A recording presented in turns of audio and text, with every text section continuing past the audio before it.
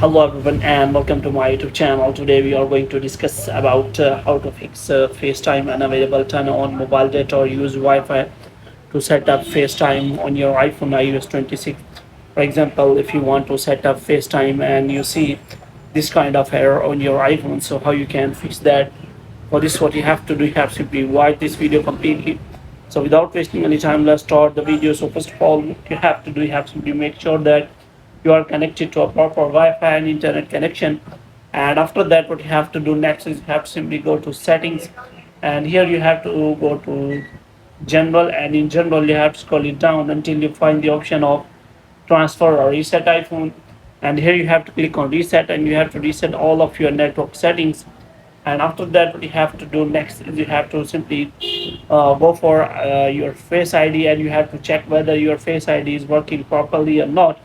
And if your Face ID is not working, which means then you have to wait for some time, so that a new kind of interface is available, and you can simply turn on all the option for Face ID and passcode.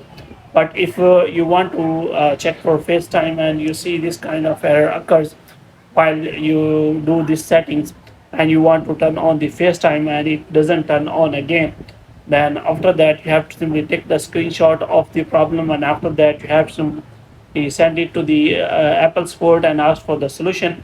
If the problem is still there, you can also ask the solution in Apple discussion forum, and after that you will get any solution in Apple discussion community. So hope you have liked this video. When you get more videos like these, you can subscribe our channel.